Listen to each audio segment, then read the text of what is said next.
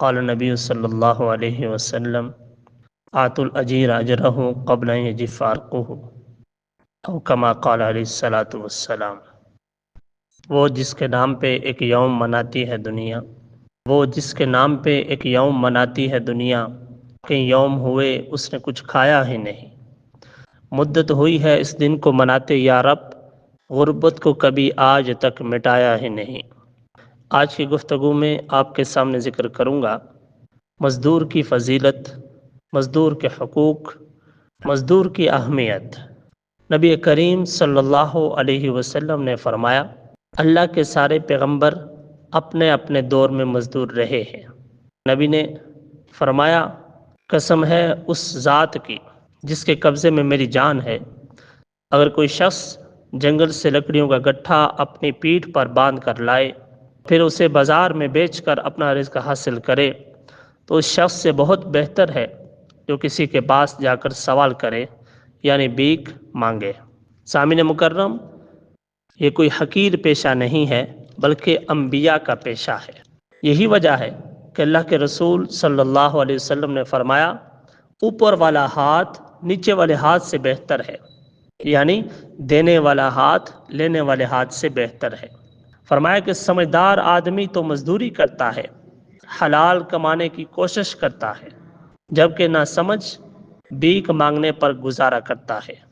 سامعین مکرم، اللہ کے رسول صلی اللہ علیہ وسلم نے ہر موقع پر محنت کر کے کمانے والوں کی حوصلہ افزائی کی ہے۔ یہاں تک فرمایا کہ اگر تم محنت کر کے روزی کماتا ہے تو پھر تو اللہ کا محبوب ہے۔ سامعین مکرم، دور کے حقوق بہت سارے ہیں، ان میں سے چند کا تذکرہ آپ کے سامنے کرتا ہوں۔ مزدور کا ایک حق یہ ہے کہ اللہ کے نبی نے فرمایا کہ مزدور کے ساتھ جو مزدوری طے کر لی جائے، اس کو پھر اس کا پسینہ خشک ہونے سے پہلے پہلے ادا کر دیا جائے۔ مزدور کا ایک حق یہ بھی ہے کہ مزدور پر ظلم نہ کرو، زیادتی نہ کرو۔ حضرت ابو مسعود رضی اللہ تعالیٰ عنہ فرماتے ہیں، میری باندھی بکریاں چرا رہی تھی، بھیڑیا آیا، بکری ایک لے گیا۔ حضرت ابو مسعود یہ منظر دیکھ رہے ہیں۔ حضرت ابو مسعود نے آگے بڑھ کر اپنی باندھی نوکرانی کو ایک تھپڑ رسید کیا۔ پیچھے سے آواز آئی، ابو مسعود، تجھ پر سختی کرنے والا بھی کوئی اوپر ہے۔ پیچھے مڑ کر دیکھا تو کہنے والے اللہ کے نبی تھے۔ ذرا سوچئے، تھپڑ کس کو مارا ہے؟ نوکرانی کو۔ اور کیوں مارا ہے؟ قصور کی وجہ سے مارا۔ بکری گئی ہے، بے قصور نہیں مارا۔ حضور صلی اللہ علیہ وسلم نے ناراضگی کا اظہار کیا۔ ابو مسعود نے عرض کیا، یا رسول اللہ، میں آپ کو گواہ بنا کر اس باندھی کو آزاد کرتا ہوں۔ حضور صلی اللہ علیہ وسلم نے فرمایا، اگر تم آزاد نہ کرتے تو آگ تمہیں اپنی لپیٹ میں لے لیتی۔ کس قدر سخت معاملہ ہے۔ سامعین مکرم، مزدوروں کا ایک حق یہ ہے کہ اپنے لباس اور کھانے میں ان کو شریک کرو۔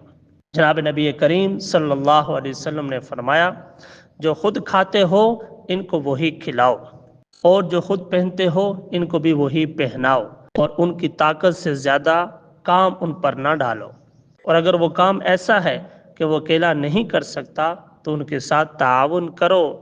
سامعین مکرم، 1 مئی دنیا بھر میں یوم مزدور کے طور پر منایا جاتا ہے، جس کا مقصد مزدوروں کے حقوق کے لیے آواز بلند کرنا اور اظہار یکجہتی کرنا ہے۔ اس دن کو منانے کی ایک طویل تاریخ ہے، جس کی ابتدا شکاگو سے ہوئی، جہاں سے مزدوروں کے حقوق کے لیے ایک تحریک کا آغاز ہوا، جس کے نتیجے میں یہ طے ہوا کہ مزدوروں کے ڈیوٹی کے اوقات کار 8 گھنٹے کر دیے جائیں گے، اور دیگر مراحت کا بھی ان کے ساتھ وعدہ کیا گیا، لیکن افسوس کے ساتھ آج تک اس پر عمل نہ ہو سکا۔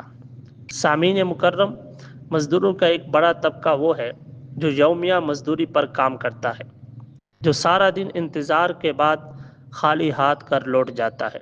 مزدور کی اس حالت کو ایک شاعر نے ذکر کیا ہے، جو موت سے نہ ڈرتا تھا بچوں سے ڈر گیا، ایک رات جب خالی ہاتھ مزدور گھر گیا۔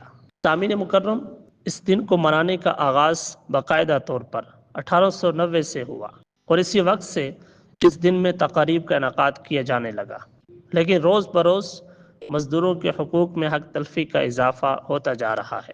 اللہ تعالی ہم سب کو مزدوروں کے حقوق ادا کرنے کی توفیق عطا کرے۔